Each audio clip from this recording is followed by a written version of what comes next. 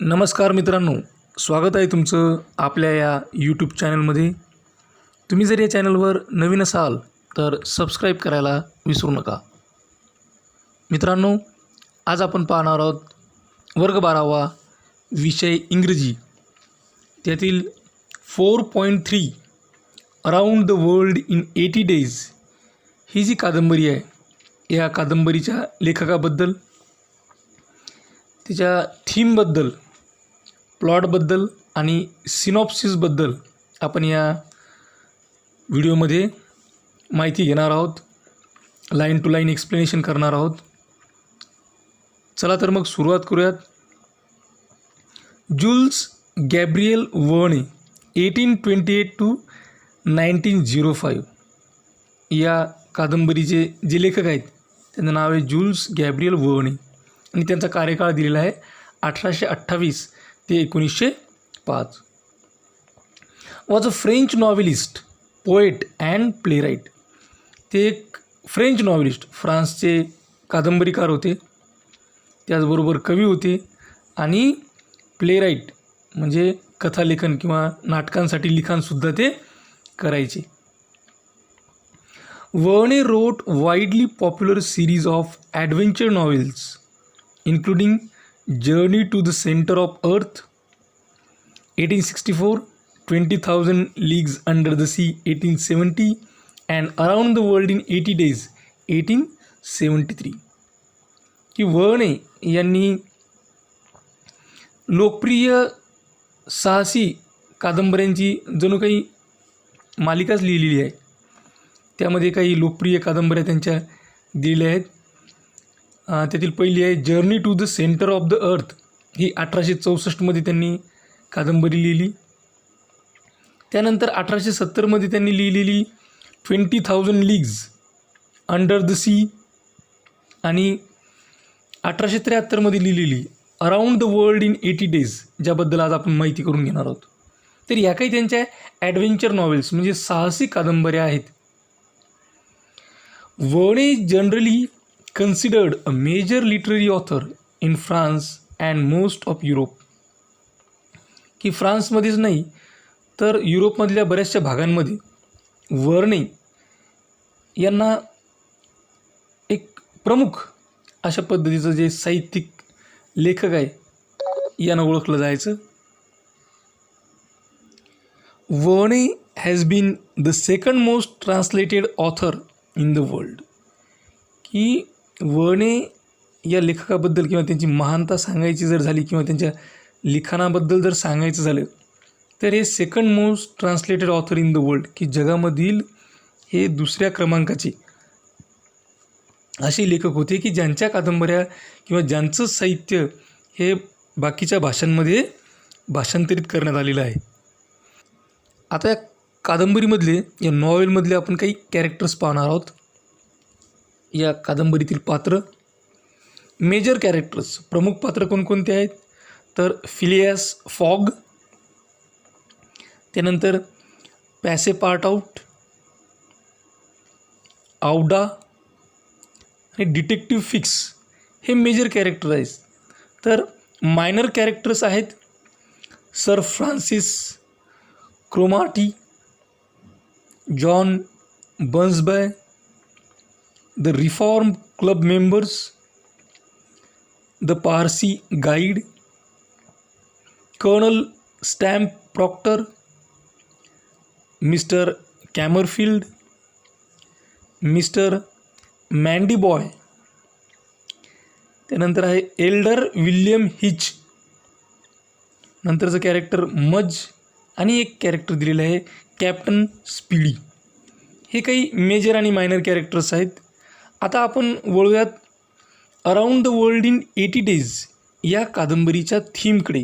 Theme म्हणजे मध्यवर्ती कल्पना. तर ती थीम काय ते आपण बघूयात.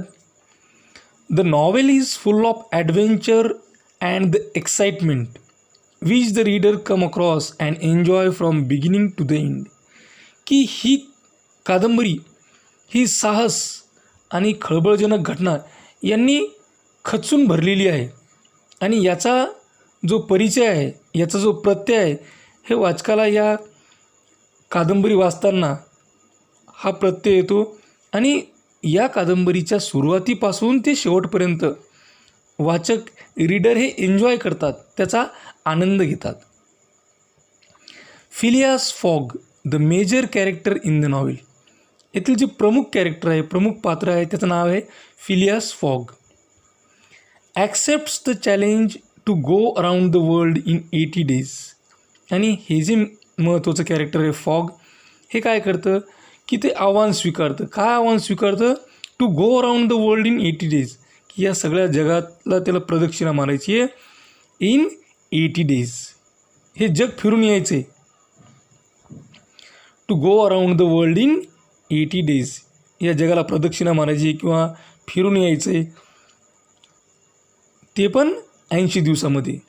And in accomplishing this feat, आणि हा पराक्रम पूर्ण करताना he goes through various lands and meets with diverse adventures.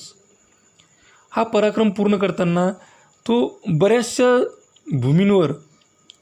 भूमींना भेट देऊन आला आणि वेगवेगळ्या प्रकारच्या साहसांना त्याला सामोरं जावं लागलं. Thus the novel proceeds at a fast pace. ही नॉवेल थोडी जोरानं पुढे सरकते, हळूहळू म्हटल्यापेक्षा जोरात ती पावलं टाकायला सुरुवात करते. And there is always some excitement resulting from various encounters. आणि ज्या ठिकाणी त्याची कोणासोबत भेट होते किंवा जिथं प्रसंग घडतात, या प्रसंगामधून आपल्याला एक्साइटमेंट, काहीतरी खळबळ झाल्यासारखं किंवा एक्साइटेड झाल्यासारखं वातावरण आपल्याला तिथं पाहायला मिळतं, तसं आपल्याला फील होतं. The beauty of the novel is that the writer takes the readers to a journey of many hair raising incidents. आता काय होतं, या कादंबरीचं सौंदर्य किंवा सुंदरता यात आहे की हा जो लेखक आहे, या लेखकाने ज्यावेळेस हा वाचक या सगळ्या गोष्टी वाचतो आणि त्या प्रवासाबद्दल वाचतो, त्यावेळेस जणू काही अंगावर शहारे आणणारे प्रसंग, अंगावर काटे आणणारे प्रसंग, अंगावरील केस उभे करणारे प्रसंग या ठिकाणी त्यांनी सांगितलेले आहेत. आणि त्याचबरोबर ते कसे आहेत, एक्साइटिंग, काहीतरी खळबळजनक सांगणारे, एक्साइटमेंट निर्माण करणारे, ॲडव्हेंचरस आहेत, साहसी आहेत, थ्रिलिंग आहेत, थरारक आहेत. Eight beautiful places in the world. आणि त्याचबरोबर हे जरी असे असले तरी आपल्याला बऱ्याचशा सुंदर जागेंचा या ठिकाणी त्यांनी परिचय करून दिलेला आहे. The most important feature of this adventure novel is time. आणि सर्वात महत्त्वाचं जे वैशिष्ट्य आहे या ॲडव्हेंचर नॉवेलचं, साहसी कादंबरीचं, ते आहे टाईम, वेळ. It illustrates repeatedly that time is fickle. आणि हे वारंवार आपल्याला सांगण्याचा प्रयत्न करते ही कादंबरी की वेळ कशी आहे, वेळ ही चंचल आहे आणि एकतर ती त्यांच्यासाठी किंवा त्यांच्या विरोधात काम करते. In many cases time foils their plans. बऱ्याचशा प्रकरणांमध्ये, बऱ्याचशा केसेसमध्ये वेळ त्यांचा डाव, त्यांची योजना ही उधळून लावते. When the delays build up and ships and trains leave without them. की त्यांना वेळ होतो, शिप असतील, ट्रेन असतील, त्यांना सोडून जातात. That sometimes land the characters in trouble. आणि बऱ्याच वेळेस हे जे कॅरेक्टर्स आहेत, हे जे पात्र आहेत, हे पात्र ट्रबलमध्ये, त्रासामध्ये आपल्याला पाहायला मिळतात. In the end Fogg wins the bet as he gain a day when crossing the international dateline. की त्याला जी इंटरनॅशनल डेटलाईन देण्यात आलेली होती, जी तारीख देण्यात आलेली होती, त्या तारखेपूर्वी किंवा त्या तारखे दिवशी तो त्या ठिकाणी पोहोचतो आणि आपली जी बेट आहे, जी पैज आहे, ती पैज तो त्या ठिकाणी जिंकतो. The ultimate message is that no one can control time. आणि एक अंतिम संदेश तुम्हाला या ठिकाणी देण्यात आलेला आहे आणि तो संदेश आहे no one can control time. की कुणीही या वेळेला नियंत्रित करू शकत नाही. Time will work the way it want to work. की वेळ तसंच काम करते जसं त्याला काम करायचं असते. All humans are at its mercy. की सगळे लोक हे वेळेच्या दयेवर अवलंबून आहेत. की आपण नेहमी आपल्या बोलण्यात वापरत असतो की काळ आला पण वेळ आली नव्हती, किंवा त्याची वेळ चांगली नाही. म्हणजे आपण वेळेच्या दयेवर सध्या अवलंबून आहोत, आणि पहिलेही होतो आणि समोरही राहणार. Before he journey around the world, fog lived a solitary life. की त्याची जी जर्नी, त्याचा जो प्रवास आहे अराउंड द वर्ल्ड, तर याच्या अगोदर हा जो फॉग होता, हा फॉग एकदम सॉलिटरी लाईफ, एकांत असं एकटं एकटं जीवन व्यतीत करायचा. He closed himself off to others and cared little about the way he was perceived by other people. की त्यानं स्वतःला जणू बंदिस्त केलेलं होतं. तो कुणाला भेटायचं नाही, कुणाशी संधान साधायचं नाही. By the end of the trip though he recognises the importance of human connections.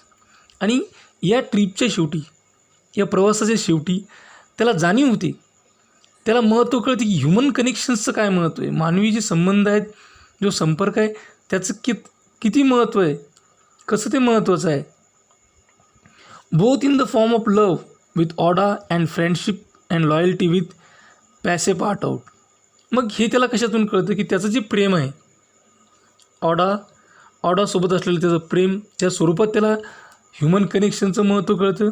आणि त्याची जी फ्रेंडशिप आहे, त्याची जी लॉयल्टी आहे पॅसे पार्ट आउटसोबत, त्यातूनही त्याला ह्युमन कनेक्शनचं महत्त्व कळतं. Above all, this new understanding and appreciation is the greatest thing he has gain from this trip. तर या ट्रिपमधून, या सहलीमधून त्याला जर काही मिळालेलं असेल तर हीच गोष्ट, ही जी ह्युमन कनेक्शन, यातून त्याला अंडरस्टँडिंग झालं. And appreciation is the greatest thing he has gain this trip. की हे जे नवीन काहीतरी त्याला कळालं, त्याला नवीन गोष्टीचं आकलन झालं, त्याची स्तुती झाली, त्याला ॲप्रिशिएट करण्यात आलं, ही सर्वात चांगली गोष्ट त्यानं या ट्रिपमधून कमावलेली आहे. Though he has the opportunity to double his fortune. जरी त्याच्याकडे त्याचं भविष्य, त्याचं फ्युचर, त्याचं नशीब हे डबल करण्याची, वाढवण्याची संधी होती. Fogg's motivation to embark on such a crazy adventure has little to do with the money. आणि फॉगचं हे जे मोटिवेशन, हे जे प्रेरणा आहे की अशा प्रकारचं एक क्रेझी, एक अत्यंत ज्याला वेडं असं साहस म्हणू आपण, हे या गोष्टीपेक्षा जास्त होतं. कारण त्याला पैशाला किंमत दिली नाही, तर अशा पद्धतीच्या क्रेझी ॲडव्हेंचरला जास्त किंमत दिलेली आहे. Instead he wants to preserve his honour. आणि त्याला याच्या बदल्यात काय करायचं होतं, तर he wants to preserve his honour. त्याला त्याचा सन्मान हा कायम ठेवायचा होता, त्याचं संवर्धन करायचं होतं. And prove his worth to the men of the Reform Club. आणि त्याला या रिफॉर्म क्लबच्या लोकांना आपली किंमत काय आहे ते सिद्ध करून दाखवायचं होतं. To show that he can do what he sets out to do. आणि त्याला हेही दाखवून द्यायचं होतं की मी जे ठरवतो ते मी करतो, मी करू शकतो. Fog spends nearly all of his money along the way. आणि या रस्त्याने जाताना त्यानं जवळपास आपल्याजवळचा सर्व पैसा हा खर्च केला. Showing that riches are not what he is truly out for. आणि त्यातून हे आपल्याला दिसते की हा जो पैसा जो आहे, हा पैसाच काही सत्य नाही, की ज्या गोष्टीसाठी तो बाहेर पडला आहे, जी गोष्ट त्याला शोधायची, त्याच्यापुढं पैसा हा काहीच नाही आहे. For Phileas Fogg honour is more important than money. त्याच्यासाठी सन्मान हा पैशापेक्षा जास्त महत्त्वाचा होता. Throughout the entire trip Fogg and his group encounter various obstacles standing in their way. आणि या संपूर्ण ट्रिपमध्ये, या संपूर्ण सहलीमध्ये फॉग आणि त्याचा जो ग्रुप आहे, या ग्रुपचा त्यांच्या मार्गामध्ये बऱ्याचशा संकटाशी सामना झाला. These challenges allow them to use their quick thinking to come up with innovative solution to even the most complicated of problems. आता ह्या चॅलेंजमुळं काय झालं, त्यांच्यासमोर चॅलेंज आले आणि चॅलेंज आल्यामुळं त्यांनी, ज्याला आपण प्रेझेन्स ऑफ माइंड म्हणतो, हा प्रेझेन्स ऑफ माइंड वापरून त्यांनी त्याच्यावर विचार केला आणि त्यावर एक नवनवीन नाविन्यपूर्व जे सोल्युशन आहेत, जे उपाय आहेत, ते उपाय शोधले आणि हे कॉम्प्लिकेटेड प्रॉब्लेम त्यांनी सोडवले. Relaying the message that no problem is unsolvable. आणि त्यातूनच त्याला संदेश मिळाला आणि तो संदेश आपल्यासाठी आहे की कोणतीही समस्या ही न सोडवता येण्यासारखी नाही. म्हणजेच कोणतीही समस्या ही सोडवल्या जाऊ शकते, हे त्यांनी सिद्ध केलं. It is not only Fogg who shows his clever wit in coming up with solutions. Passepartout too showing his ingenuity in multiple situation. फक्त फॉगनंच त्याचं हुशारी किंवा ज्याला शहाणपणा म्हणतो आपण, तो शहाणपणा दाखवलेला नाही, तर त्याचबरोबर जो पॅसे पार्ट आउट आहे त्याचा मित्र, यानेसुद्धा आपलं बुद्धिचातुर्य हे बऱ्याचशा सिच्युएशनमध्ये दाखवलेलं आहे. तर ही होती या कादंबरीची थीम. आता आपण पाहूयात या कादंबरीचं प्लॉट म्हणजेच कथानक. Around the world in 80 days begins at the Reform Club in England with Phileas Fogg, Thomas Flanagan, Samuel Fallentin and John Sullivan sitting by a fireplace reading newspapers. की ही जी कादंबरी आहे ना, around the world in 80 days, he reform club, इंग्लंडमधील reform club या ठिकाणी ती सुरू झालेली आहे. आणि कोणासोबत सुरू झालेली आहे तर Phileas Fogg, Thomas Flanagan, Samuel Fallentin and John Sullivan, जे न्यूजपेपर वाचता वाचता त्या फायरप्लेसच्या बाजूला बसलेले होते. We are introduce to Fogg. आणि आता आपल्याला परिचय करून देण्यात आलेला आहे तो फॉगचा. A very precise man who regularly goes to the Reform Club every evening. की अत्यंत नेमका, अचूक किंवा तंतोतंत माणूस आहे फॉग, जो नियमितपणे रिफॉर्म क्लबला जायचा प्रत्येक दिवशी संध्याकाळी.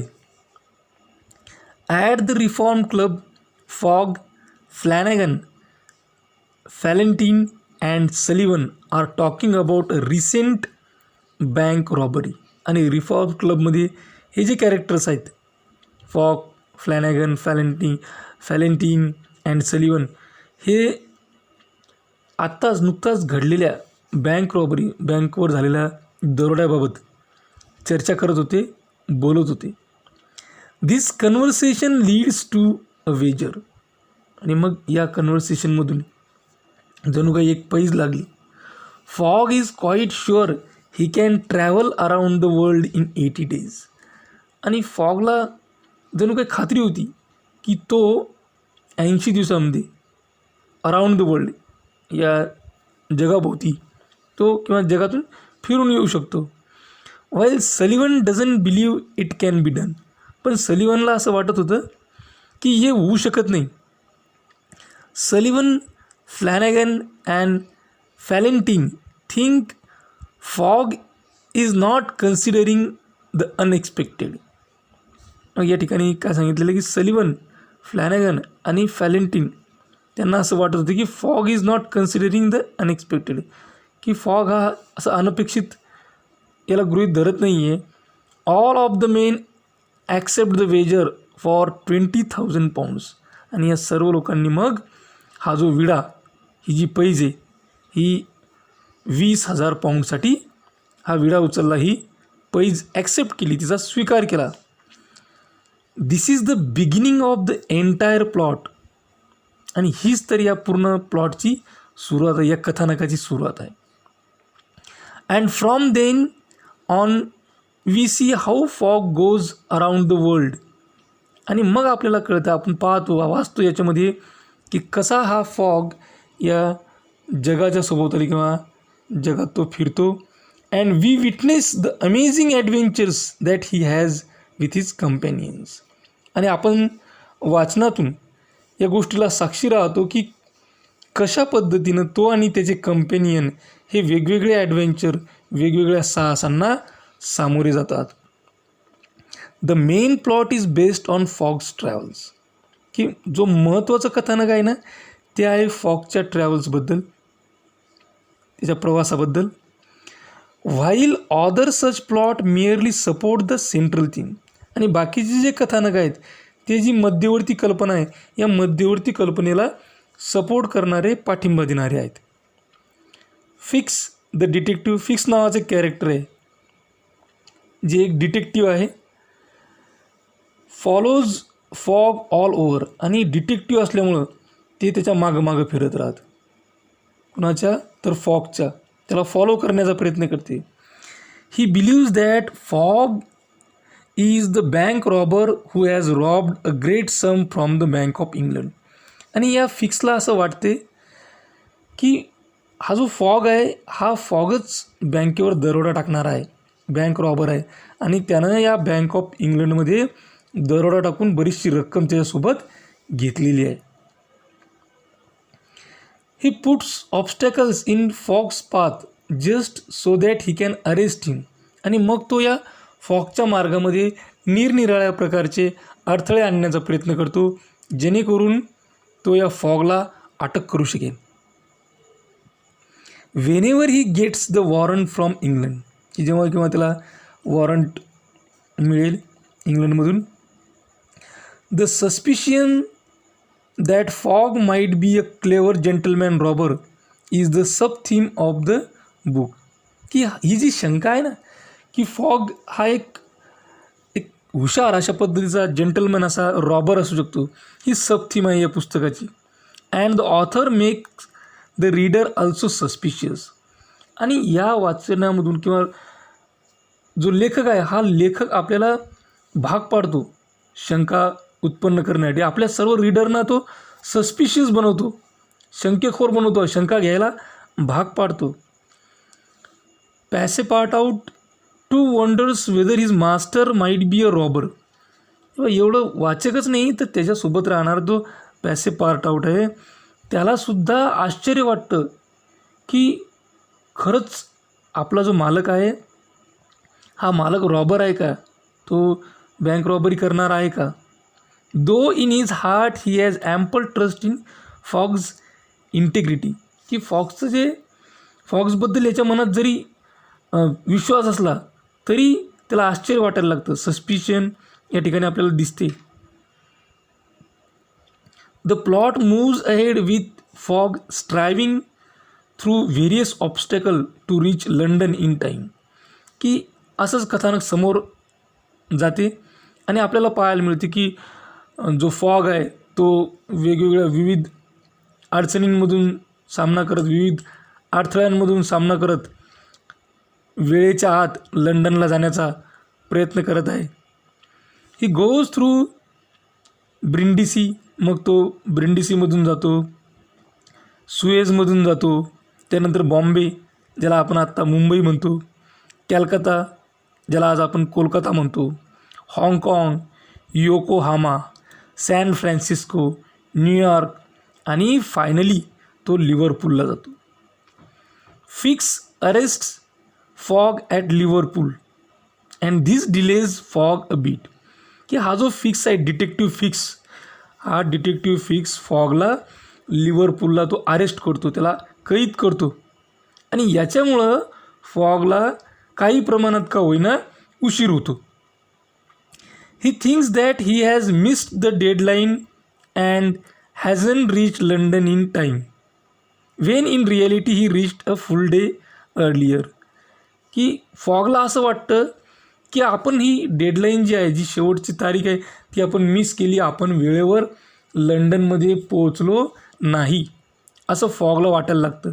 पण खरी हकीकत अशी असते की फॉग हा एक दिवसापूर्वीच किंवा त्या दिवशी तिथं पोहोचलेला असतो. दस फॉग विन्स द वेजर. आणि असे याच्यामुळंच फॉगनं काय केलेली असतं, ही जी पैज आहे, हा जो विडा आहे तो त्यानं जिंकलेला असतो, ही पैज जिंकलेली असते. And in the course of his travels finds himself a वर्दी चार्मिंग ब्युटिफुल वाईफ टू. आणि त्याच्या प्रवासात त्याला खूप सुंदर अशी बायकोसुद्धा भेटते. हा होता plot around the world in 80 डेजचा. आता आपण याचं सिनॉप्सिस बघूयात. Synopsis of the extract. As soon as Fogg, Aouda and Passepartout arrive in Liverpool. जसे फॉग, ऑडा आणि पॅसेपार्टाउट हे लिव्हरपूलमध्ये येतात. फिक्स अरेस्ट फॉग, आणि फिक्स या फॉगला अरेस्ट करतो. Phileas is thrown in jail, त्याला जेलमध्ये टाकलं जातं. सेव्हरल आवर्स लेटर, काही तासानंतर, though Fix learns that the another man was responsible for the bank robbery. मग फिक्सला कळतं, जो डिटेक्टिव्ह फिक्स आहे त्याला कळतं की दुसऱ्याच कोणत्या माणसानं बँक लुटलेली आहे. अँड ही रिलीजेस फॉग, मग तो या फॉगला रिलीज करतो, मोकळा करतो, मुक्त करतो. Who orders a special train, ज्यानं एक स्पेशल ट्रेन ऑर्डर केलेली होती. However he arrives in London late, की असं वाटतं की तो लंडनमध्ये लेट आलेला आहे. मेकिंग एव्हरीवन डिसअपॉइंटेड, आणि त्याला वाटतं की याच्यामुळं सर्वजण निराश झालेले आहेत. Phileas and company are now broke, the deadline for the bet has passed, की फिलियास आणि त्याचे जे सहकारी आहेत यांनी जी डेडलाईन आहे, जी शेवटची तारीख आहे, ती मोडल्याचा यांना भास होतो. त्यांना असं वाटतं की ही बेट निघून गेलेली आहे. And there is nothing to do but go home and out, की त्यांना असं वाटतं की आता आपल्या हातात काहीच नाही, आता आपल्याला घरी जायचं आहे आणि स्वतःला आता आपण घरी जायचं आहे. Phileas locks himself in his room, Phileas स्वतःला आपल्या रूममध्ये लॉक करून घेतो. And for the first time allows himself to be seriously depressed, आणि पहिल्यांदा तो स्वतःला डिप्रेस झाल्यासारखं, एकदम चिंताग्रस्त झाल्यासारखं, वैफल्यग्रस्त झाल्यासारखं दाखवतो. Aouda and Passepartout are so worried that they too can't eat or sleep. Aouda आणि पॅसेपार्टाउट हे दोघेसुद्धा अत्यंत चिंताग्रस्त होतात आणि ते सुद्धा काही खाऊ शकत नाही किंवा झोपू शकत नाहीत. द फॉलोइंग इव्हिनिंग, त्यानंतरच्या संध्याकाळी, Fogg apologises to Aouda for being unable to provide for her comfort as a result of losing the bet, की फॉग ही ऑडाची माफी मागतो की ही बेट किंवा ही पैज हारल्यामुळं आपण ती जी चांगली व्यवस्था करू शकलो नाही. She is in turn proposes marriage to him, आणि मात्र ती याउलट यांच्यासमोर म्हणजे फॉगच्या समोर लग्नाचा प्रस्ताव ठेवते. अँड ही जॉयफुली ॲग्रीज, आणि तो अत्यंत आनंदाने हा लग्नाचा प्रस्ताव मान्य करतो.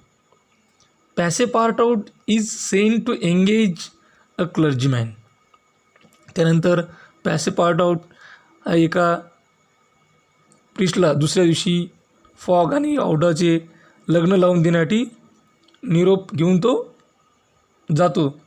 ही runs off to get a reverend to marry Fogg and Aouda the next day, which they all think is Monday, आणि त्या दिवसाला ते सोमवार समजतात. While running to grab the nearest preacher, पुन्हा फिलियास आणि ऑडाच्या लग्नासाठी जवळ असलेला जो प्रीचर आहे त्याला बोलवण्यासाठी किंवा त्यांना आणण्यासाठी तो जातो. Passepartout finds out that it's actually Sunday, आणि हा तर रविवार आहे हे त्याच्या लक्षात येतं. नॉट मंडे, हा सोमवार नाही, हा रविवार आहे. Like the group has been thinking, आणि सर्वच जण याचा मग विचार करायला लागतात. By travelling eastward around the world, Phileas Fogg, master calculator and the obsessive organiser has forgotten the time he gain by journeying through all those time zones, आणि हे करताना ते विसरतात की आपण एक दिवस अगोदरच या ठिकाणी आलेलो आहोत. He learns that their journey through the time zones had gain them a day. आणि त्यांनी वेगवेगळ्या टाईम झोनमधून गेल्यामुळं ते पहिले विसरतात, पण नंतर त्यांच्या लक्षात येतं की आपण या सगळ्या टाईम झोनमधून गेल्यामुळं आपण एक दिवस अगोदर या ठिकाणी आलेलो आहोत. And that they are not at all let. आणि आपल्याला उशीर झालेला नाही. पॅसे पार्ट आऊट रेसेस होम. हा जो पॅसे पार्ट आऊट आहे हा घराकडे धावत धावत पळतो. Grabs Phileas by the collar. आणि तो फिलियासला जाऊन त्याची कॉलर पकडतो. Shoves him into a cab and deposit him at the club. आणि असं करून तो फिलियासला पकडून त्या रिफॉर्म क्लबमध्ये घेऊन जातो. Phileas presents himself with minutes to spare and effectively wins the bet. आणि काही मिनिट उरण्याच्या अगोदर किंवा होण्याच्या अगोदरच फिलियास स्वतःला त्या ठिकाणी प्रेझेंट करतो, सादर करतो. He is rich once more. की ते पुन्हा एकदा श्रीमंत झाले. But more important as he says to himself. जसं तो स्वतःला म्हणतो, अत्यंत महत्त्वाची गोष्ट, he has won the heart of charming women. की जरी तो श्रीमंत झालेला असला तरी त्याला या गोष्टीचा आनंद वाटतो की त्यानं एका चार्मिंग, लोभस अशा स्त्रीचं मन जिंकलं आणि ते त्याच्यासाठी फार महत्त्वाचं आहे. तर हे होतं या आपल्या नॉवेलचे, कादंबरीचे थीम, मध्यवर्ती कल्पना, प्लॉट, कथानक आणि सिनॉप्सिस ऑफ द एक्स्ट्रॅक्ट. आता या नॉवेलमध्ये, कादंबरीमध्ये चॅप्टर 34, चॅप्टर 35, त्यानंतर चॅप्टर 36 आणि चॅप्टर 37 असे चॅप्टर आहेत. तर प्रत्येक चॅप्टर आपण वेगवेगळ्या व्हिडिओमध्ये पाहू. तर या व्हिडिओमध्ये आपण थीम, प्लॉट, म्हणजे पहिले ऑथरबद्दल माहिती, त्याच्यानंतर थीम, नंतर प्लॉट आणि सिनॉप्सिस ऑफ द एक्स्ट्रॅक्ट हा पाहिला.